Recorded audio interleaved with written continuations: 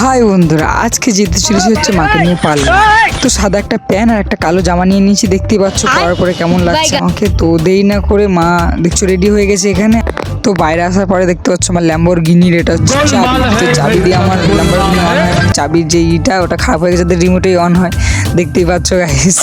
তো এই দেখো একদম ল্যাম্বরগিনি অন হয়ে গেছে। এটাখানে এখন বেরিয়ে যাবো আমি। তো মা আর আমি দেখতেই পাচ্ছ বেরিয়ে পড়েছি গাড়ি নিয়ে পুরো। এখন যাওয়া যাক পার্লারে। তো পার্লারে আসার পরে দেখতেই পাচ্ছ মা ঢুকে গেছিল ভিতরে, আমি বাইরে দাঁড়িয়েছিলাম। তো এখানে দেরি না করে ভাবলাম যে পাশে একটা বড় মন্দির আছে, হ্যাঁ মানে বাঞ্জিটিয়ার বড় মন্দির বলে, ওখানে একটু মায়ের দর্শন করে আসি। তো মন্দিরে আসার পরে দেখতেই পাচ্ছ কত সুন্দরভাবে বাঞ্জিটা মন্দিরটা পুরো ঘেরা ছিল, মানে কালী মন্দিরটা। তো আমি তার থেকে ভিতরে ঢুকে বললাম, ভিতরে ঢুকে কৃষ্ণ আর রাধা ঠাকুরের সাথে দর্শন করে নিলাম। হ্যাঁ, তো আবার শিব ঠাকুরও ছিল, শিব ঠাকুরের সাথেও দর্শন করে নিলাম। শিব ঠাকুরটা ছিল, আর মনে হয় মন্দিরে কাজ হচ্ছিল একটু। আর মন্দিরের চারিপাশটা দেখতেই পাচ্ছ কত সুন্দর ফাঁকা। আর যে আমরা কালী ঠাকুরটাকে দেখার জন্য এসেছিলাম, সেই কালী ঠাকুরটা ঢাকা ছিল, মানে রাতের বেলায় ঢেকে রেখেছিল।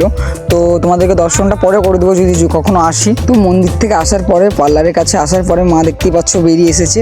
তো পার্লারের পাশে একটা জিআর ড্রেসেস বলে একটা দোকান ছিল, ওখানে মা একটু শপিং করে নিল। তো আমাকে বললো পেমেন্টটা করিয়ে দিতে। তো ভাই আমিও সেই ফোনপেতে পেমেন্টটা করাতে গেলাম মুখ টুক বেগিয়ে। তো পেমেন্ট করানোর পরে দেখতেই পাচ্ছ আমাদের ব্যালেন্সটা কাটার পরে যা হয় আমাদের হাল, ঠিক আছে। তো কী করা যাবে, তো মা দেখতে পাচ্ছ শপিং করে নিয়েছিল।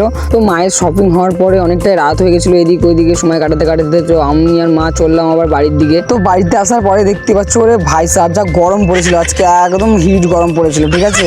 তো তাড়াতাড়ি জামাটা আমার খুলে রিল্যাক্স করি। তো দেখা হচ্ছে তোমাদের সাথে আরেকটা নেক্সট ভিডিও নিয়ে, বাই।